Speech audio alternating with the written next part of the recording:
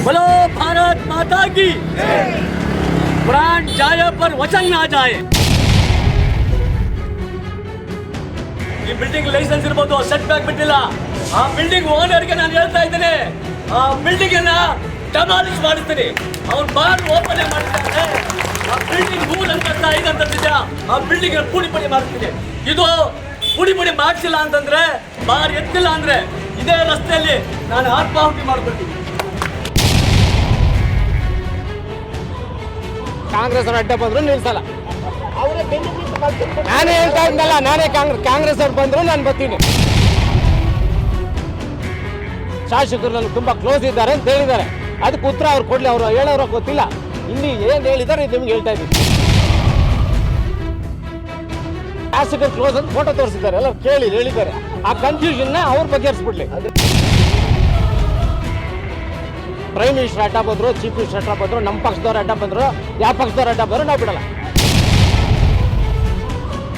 BJP ಮುಖಂಡರು LBS ನಗರ ಮುರಳಿ ಅಂತ ಅವರು ಇಲ್ಲಿ ತಗೊಂಡಿದ್ದಾರೆ, ರೆಂಟಿಗೆ ತಗೊಂಡು ಬಾರ್ ಮಾಡ್ತಿದ್ದಾರೆ ಅಂತ ಗೊತ್ತಾಯ್ತು ನಿನ್ನೆ ತಾನೇ.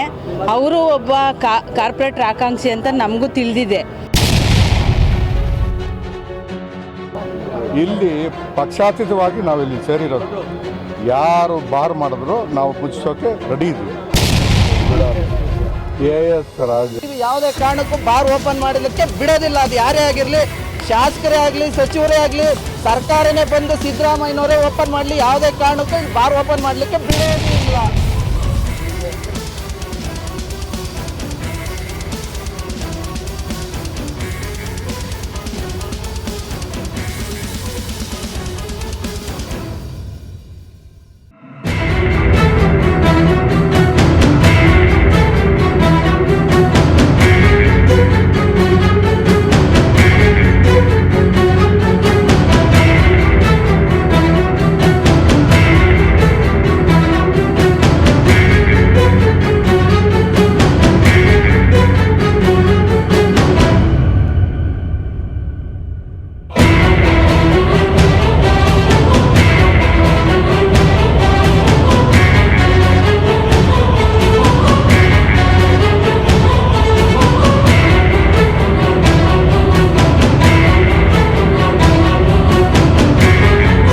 ಉಳ್ಳವರು ಶಿವಾಲಯವ ಮಾಡುವರು, ನಾನೇನು ಮಾಡಲಿ ಬಡವನಯ್ಯ ಅನ್ನೋ ಮಾತಿದೆ. ಆದರೆ ಇಲ್ಲಿ ಮಾಡಬಾರ್ದು ಕೆಲಸ ಮಾಡಲಿಕ್ಕೆ ಬಲಾಢ್ಯರು ಮುಂದಾಗಿರ್ತಕ್ಕಂಥದ್ದು ನಿಜವಾಗ್ಲೂ ನೋವಿನ ಸಂಗತಿ. ಕಳೆದ 45 ವರ್ಷಗಳಿಂದ 50 ವರ್ಷಗಳಿಂದ ಕಾಮಾಕ್ಷಮ್ಮ ಲೇಔಟ್, ಚೌಡೇಶ್ವರ ಲೇಔಟ್ಗೆ ಬಾರ್ ಬರಲ್ಲ.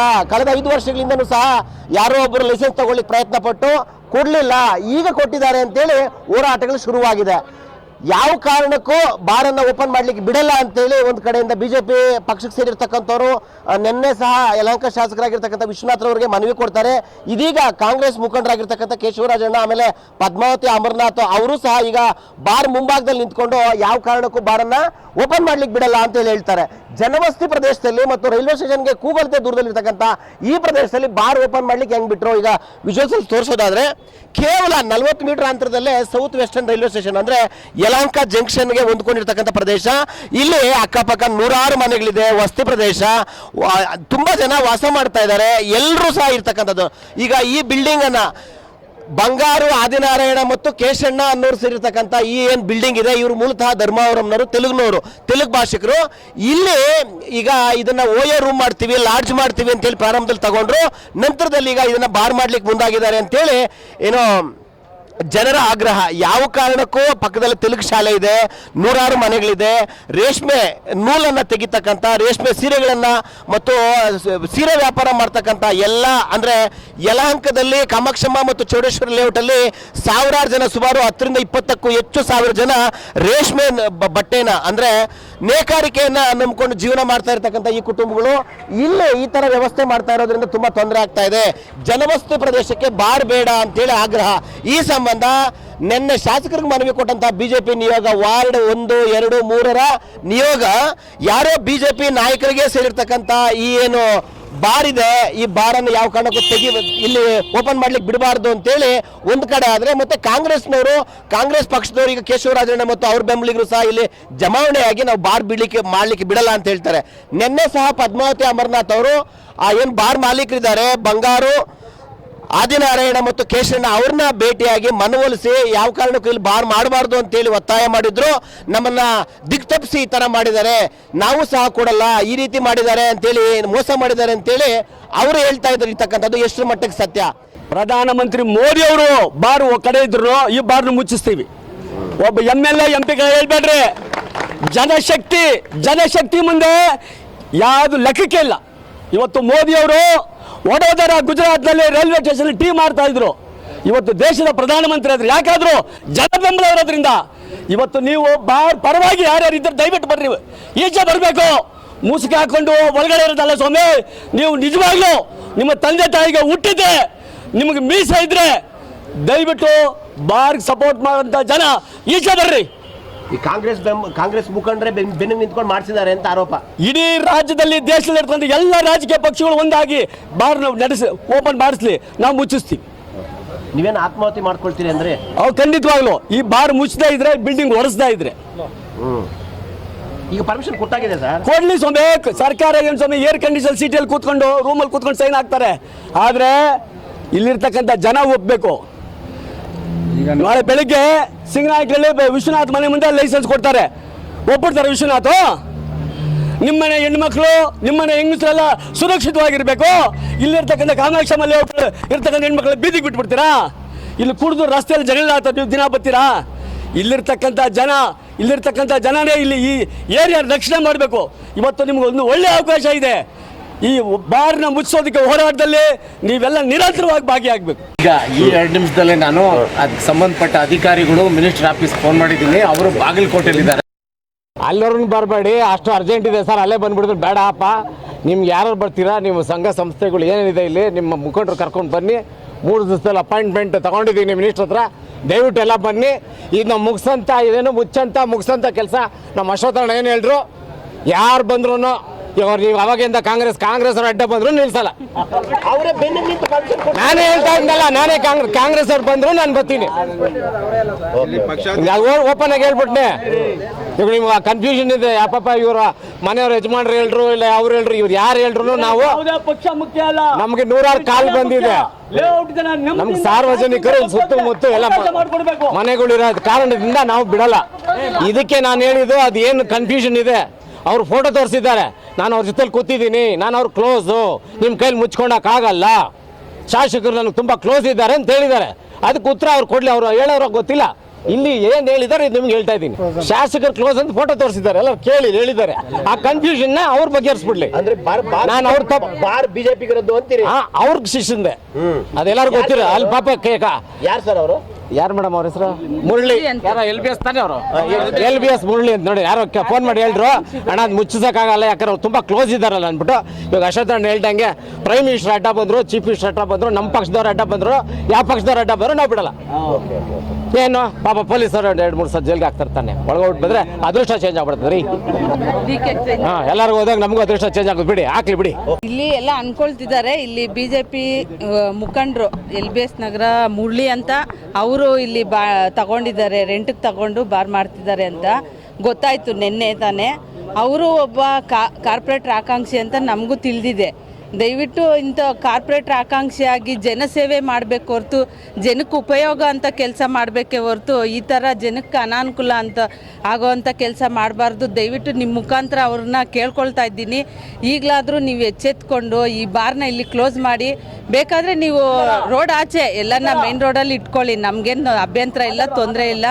ದಯವಿಟ್ಟು ನೀವು ಹೆಣ್ಮಕ್ಳು ಎಲ್ಲರ ಪರವಾಗಿ ನಾನು ಕೇಳ್ಕೊಳ್ತಾ ಇದ್ದೀನಿ, ಮುರಳಿಯವರೇ ದಯವಿಟ್ಟು ಬಾರ್ನ ಇಲ್ಲಿ ಕ್ಲೋಸ್ ಮಾಡಿಸಿ ಬೇರೆ ಕಡೆ ಶಿಫ್ಟ್ ಮಾಡ್ಕೊಳ್ಳಿ.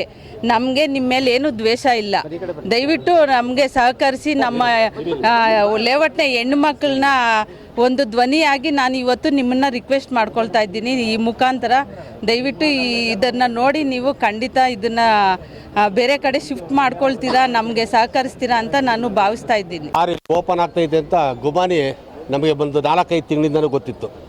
ಯಾಕೆ ಅಂತ ಹೇಳಿದ್ರೆ ನಿಮಗೊಂದು ಇನ್ನೊಂದು ವಿಷಯ ಇಲ್ಲಿ ಗೊತ್ತಿಲ್ಲ.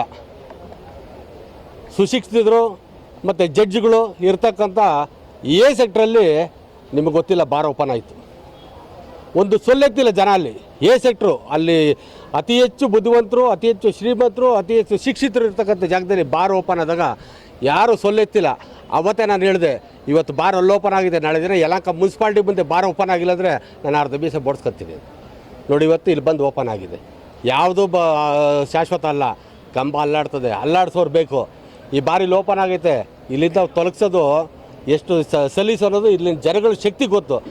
ಒಂದು ಕಾಲದಲ್ಲಿ ವಲಯ ಕಚೇರಿ ಇಲ್ಲಿಂದ ಬ್ಯಾಟ್ರ ಬರ್ಕೋತದೆ ಅಂದರೆ ಕೇಕ್ ಹಾಕೊಂಡು ನಕ್ಕಿದ್ರು.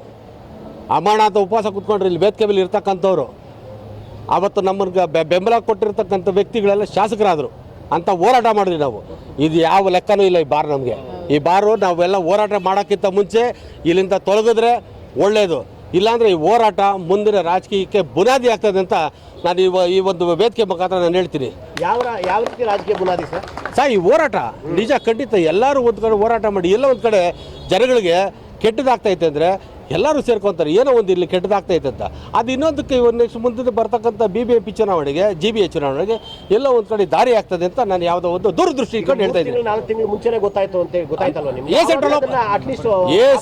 ಎ ಸೆಕ್ಟ್ರಲ್ಲಿ ಯಾವಾಗ ಓಪನ್ ಆಯ್ತೋ ಅದಕ್ಕೂ ಯಾರು ಮಾತಾಡಿಲ್ಲ. ಮತ್ತೆ ಯಾಕೆ ಯಲಹಂಕ ಮುನ್ಸಿಪಾಲ್ಟಿ ಮುಂದೆ ಓಪನ್ ಆಗ್ತದೆ ಅಂತ ಅವತ್ತೇ ನಾನು ಅನ್ಕೊಂಡಿದ್ದೆ. ಅದು ಬಂದೇ ಬಿಡ್ತಾರೆ. ಮುನ್ಸಿಪಾಲ್ಟಿ ಅನಂತ ದೂರದಲ್ಲಿ ಇರೋದು. ಈಗ ನಿನ್ನೆ ನಮಗೆ ಗೊತ್ತಾಗಿದ್ದು ಇಲ್ಲಿ ಬಾರ್ ಆಗ್ತಾ ಇರೋದು ಅಂತ ನಮಗೆ ಗೊತ್ತಾಗಿದ್ದು ನಿನ್ನೆ. ಈ ಬಿಲ್ಡಿಂಗ್ ಓಪನಿಂಗು ನಮ್ಗೆ ಕರೆದಿದ್ರು. ಆವತ್ತಿನ ದಿವಸ ಅವ್ರು ಹೇಳಿದ್ದು ಇದು ಲಾಡ್ಜ್ ಓಪನ್ ಮಾಡ್ತಾ ಇದ್ದೀವಿ ಅಂತ. ಬಟ್ ಲಾಡ್ಜ್ ಅಲ್ಲ, ಇದು ಬಾರ್ ಅಂತ ನೆನ್ನೆ ಗೊತ್ತಾಗಿದೆ. ನೆನ್ನೆ ಗೊತ್ತಾದ ತಕ್ಷಣ ನಾವೆಲ್ಲ ಜನ ಸೇರಿ ವಿರುದ್ಧ ಪ್ರಕಟಣೆ ಕೊಟ್ಟು ನಾವು ಹೇಳೋದು, ಬಾರ್ ಅಂತೂ ಮಾಡೋಕ್ಕೆ ಬಿಡೋದೇ ಇಲ್ಲ, ನಾವು ಯಾವುದೇ ಕಾರಣಕ್ಕೆ ಬಿಡಲ್ಲ. 40 ವರ್ಷದಿಂದ ಇಲ್ಲಿ 2-3 ಜನ ಬಂದು ಮಾಡೋಕ್ಕೆ ಪ್ರಯತ್ನ ಪಟ್ಟು ಅದು ಯಾವತ್ತೂ ಆಗಲಿಲ್ಲ. ಇವಾಗಲೂ ಅದನ್ನೇ ಆಗುತ್ತೆ ಅಂತ ಹೇಳ್ಬಿಟ್ಟು ನಾನು ಶಾಸಕರ ಹತ್ರನೂ ಹೋಗಿದ್ದೆ. ಶಾಸಕರು ನಮಗೆ ಒಳ್ಳೆ ಸ್ಪಂದನೆ ಕೊಟ್ಟಿದ್ದಾರೆ. ಯಾರ್ಯಾರಿಗೆ ಫೋನ್ ಮಾಡಬೇಕು ಅವರು ಫೋನ್ಗಳು ಮಾಡಿದ್ದಾರೆ, ಲೆಟ್ರು ಮಾಡಿಕೊಟ್ಟಿದ್ದಾರೆ. ನಾನು ಜನಪರವಾಗಿರೋದು, ಜನಗಳು ಹೇಳಿದ್ರೆ ಎಲ್ಲಾದರೂ ಮುಚ್ಚಿಸ್ಲೇಬೇಕು, ನಾನು ಮುಚ್ಚಿಸ್ತೀನಿ ಅಂತ ಅವರು ಆಶ್ವಾಸನೆ ಕೊಟ್ಟಿದ್ದಾರೆ. ನಾವು ಬಾರ್ ಮಾಡೋಕ್ಕೆ ಬಿಡೋದೇ ಇಲ್ಲ. ಮೊದಲಿಗೆ ಈ ಬಿಲ್ಡಿಂಗ್ಗೆ ಪರ್ಮಿಷನ್ ಕೊಟ್ಟಿರೋ ಅದನ್ನು ಕ್ಯಾನ್ಸಲ್ ಮಾಡಿಸ್ತೀವಿ, ಬಿಲ್ಡಿಂಗ್ ಡೆಮೊಲೇಷನ್ ಮಾಡಿಸ್ತೀವಿ. ಅಶ್ವಥ್ ಅವರು ಹೇಳ್ದಂಗೆ ಫಸ್ಟ್ ಬಿಲ್ಡಿಂಗ್ ಡೆಮೊಲೇಷನ್ ಮಾಡಿಸ್ತೀವಿ, ಬಾರ್ ಯಾವುದೇ ಕಾರಣಕ್ಕೆ ಬರೋಕ್ಕೆ ಬಿಡೋದಿಲ್ಲ. ಈಗ ಕಾಂಗ್ರೆಸ್ ಏನು ಪದ್ಮಾವತಿ ಮೇಡಮ್ ಹೇಳ್ತಾರೆ, ಶಾಸಕರ ಆಪ್ತರು ಮುರಳಿ ಅವರೇ ಬಾರ್ ನಡೆಸ್ತಾ ಇರೋದು, ಹೆಂಗೆ ಪರ್ಮಿಷನ್ ಕೊಟ್ಟರು ಅಂತ ಅದು ನಮಗೆ ಗೊತ್ತಿಲ್ಲ. ಆಪ್ತರಾದ್ರೂ ಅವರು ಒಂದು ಮಾತು ಹೇಳಿದ್ದಾರೆ, ನಾನು ತಪ್ಪು ಮಾಡಿದ್ರು ನನ್ನ ದಂಡನೆ ಮಾಡಿದ್ರು ದಂಡಿಸಿದ್ರೆ ನಾನು ತಲೆ ಬಾಗ್ತೀನಿ ಅಂತ ಅವರೊಂದು ಮಾತು ಹೇಳಿದ್ದಾರೆ. ಆಪ್ತರು ಇರ್ಬೋದು, ಇನ್ನೊಬ್ರು ಇರ್ಬೋದು, ಗೊತ್ತಿರೋದು ಆಗಿದೆಯೋ ಗೊತ್ತಿಲ್ಲ, ನಮಗಂತೂ ಗೊತ್ತಿಲ್ಲ, ಅದರ ಮಾಹಿತಿ ಇಲ್ಲ. ಇದು ಯಾರೇ ಆಗಿರಲಿ, ಇಲ್ಲಿ ಪಕ್ಷಾತೀತವಾಗಿ ನಾವಿಲ್ಲಿ ಸೇರಿರೋದು. ಯಾರು ಬಾರ್ ಮಾಡಿದ್ರು ನಾವು ಮುಚ್ಚಿಸೋಕೆ ರೆಡಿ ಇದ್ದೀವಿ. ಸರ್, ನಾಡಪ್ರಭು ಕೆಂಪೇಗೌಡರು ಇದ್ದಂಥ ಊರು ಇದು ಯಲಹಂಕ. ಈ ಯಲಹಂಕಕ್ಕೆ ನಾಡಪ್ರಭು ಕೆಂಪೇಗೌಡರು ವಾರ್ಡ್ ಅಂತಲೇ ಹೆಸರಿಟ್ಟಿದ್ದೀವಿ. ನೀವು ಕೆಂಪೇಗೌಡ ಸ್ಟ್ಯಾಚುಯಿಂದ ಇರ್ಬೋದು, ಮಹೇಶ್ವರಮ್ಮ ಸ್ಟ್ಯಾಚು, ಕೆರೆ, ಏನು ಈ ಬೌಂಡ್ರಿ ಇದೆಯೋ ಯಲಹಂಕ ಊರು ಇದು. ಈ ಊರು ಒಳಗಡೆ ಈ ಹಿಂದೆ ಸರಾಯಿ ಪ್ಯಾಕೆಟ್ಗಳನ್ನು ಮಾರ್ತಾಯಿದ್ರು. ಅಂಥ ಸಂದರ್ಭದಲ್ಲಿ ಹಿರಿಯ ಮುಖಂಡರುಗಳೆಲ್ಲ ಸೇರಿ ಆ ಸರಾಯಿ ಪ್ಯಾಕೆಟ್ಗಳು ಮಾರ್ತಕ್ಕಂಥವ್ರನ್ನೆಲ್ಲ ಎತ್ತಂಗಡಿ ಮಾಡಿದರು. ಈ ಸುಮಾರು ವರ್ಷಗಳಿಂದ ಈ ಯಲಹಂಕ ಹಳೆ ನಗರದಲ್ಲಿ ಯಾವುದೇ ನಾವು ಬಾರ್ಗಳಾಗಲಿ ಇನ್ನೊಂದಾಗಲಿ ಮತ್ತೊಂದಾಗಲಿ ಇಲ್ಲಿ ಚಟುವಟಿಕೆಗಳು ನಡೆಯೋದಕ್ಕೆ ಬಿಟ್ಟಿರಲಿಲ್ಲ ಇಲ್ಲಿವರೆಗೂ ಸಹ.